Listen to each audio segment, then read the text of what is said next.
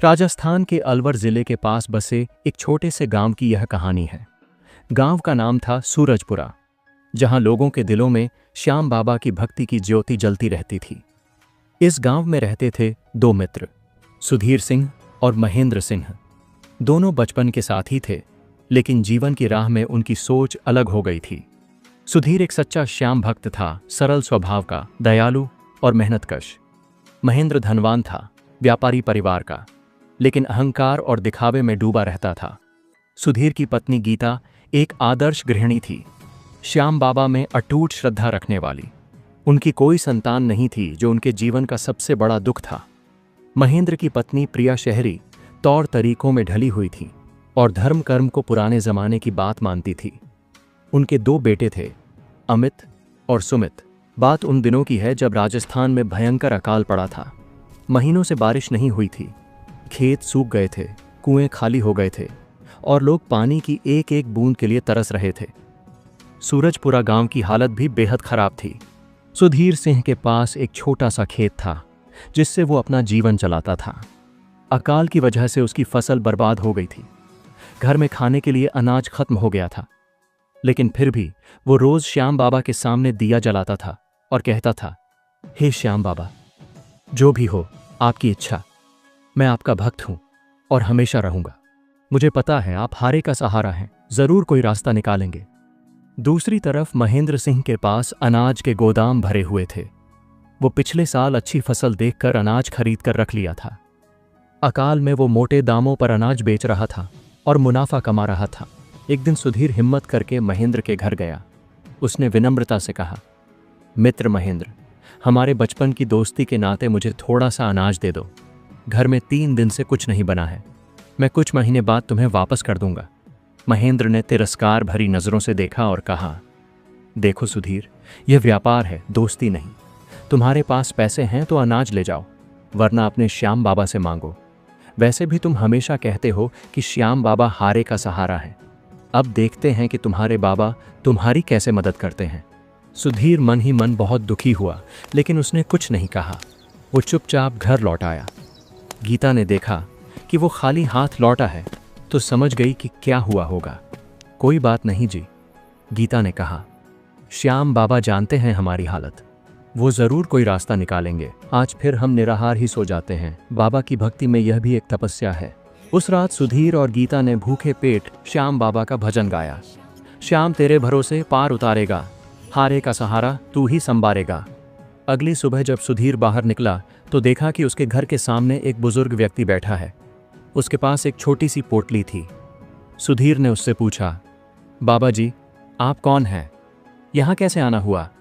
बुजुर्ग ने मुस्कुराते हुए कहा, बेटा, मैं एक राहगीर हूँ, रात भर चलता रहा हूँ, बहुत भूख लगी है, क्या तुम मुझे कुछ खाने को दे सकते हो?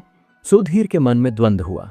घर में तो उनके लिए भी खाना नहीं था, लेकिन मेहमान भगवान का रूप होता है, ये सोचकर उसने कहा, बाबा जी, सच कहूँ तो घर में खाने को कुछ नहीं है, लेकिन आप बैठिए, मैं कुछ इंतजाम करता हूँ। सुधीर ने गीता से कहा। गीता ने बर्तन देखे, सब खाली, लेकिन फिर उसे याद आया कि एक डिब्बे में थोड़ा सा आटा बचा हुआ है, बस 2-3 रोटी का। श्याम बाबा, यह आटा मैं इस साधु को खिलाने के लिए इस्तेमाल कर रही हूं, आप इसे बढ़ा दीजिए।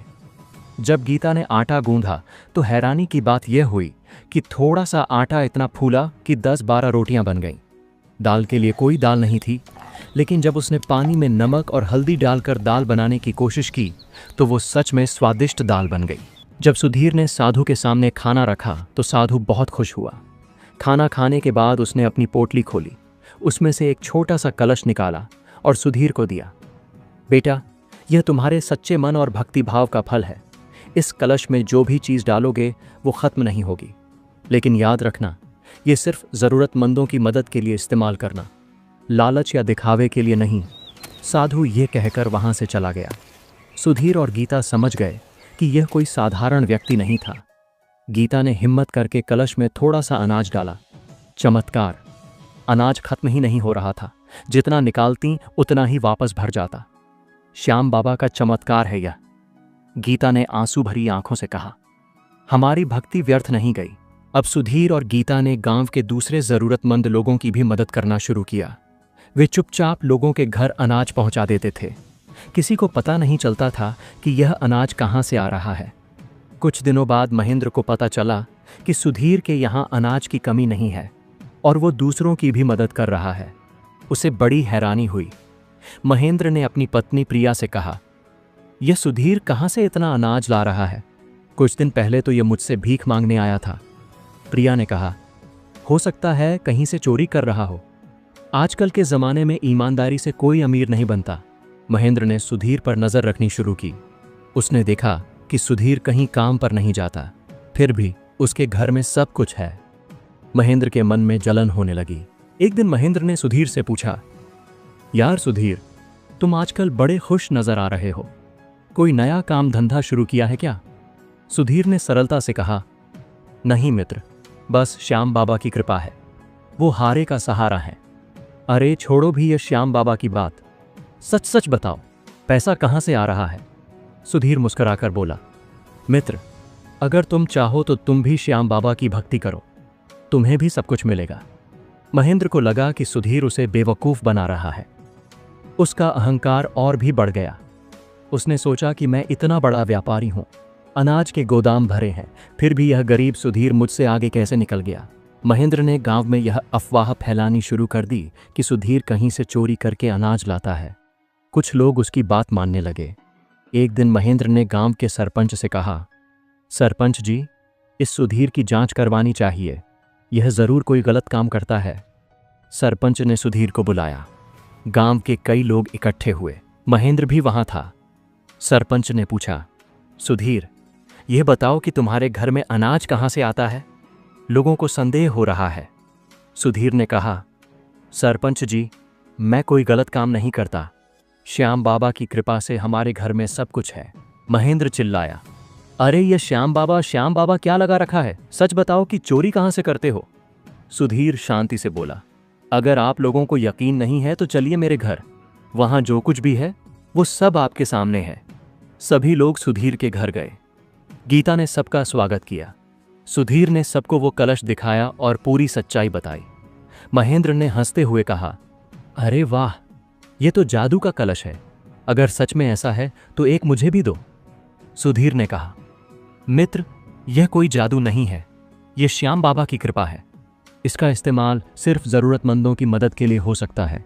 महेंद्र ने कहा, अच्छा तो दिखाओ कि कैसे काम करता है। गीता ने कलश में अनाज डाला और सबके सामने निकाला। अनाज खत्म नहीं हो रहा था। सभी लोग हैरान रह गए। महेंद्र के मन में लालच आ गया। उसने कहा, यह कलश मुझे दे दो, मैं इससे पूरे राजस्थान में अनाज का व्यापार करूंगा, बहुत पैसा कमाऊंगा। सुधीर ने कहा, मित्र, यह लालच के लिए नहीं है, यह सेवा के लिए है। लेकिन महेंद्र नहीं माना। उसने जबरदस्ती कलश छीनने की कोशिश की। जैसे ही उसने कलश को हाथ लगाया, अचानक कलश से धुआं निकलने लगा।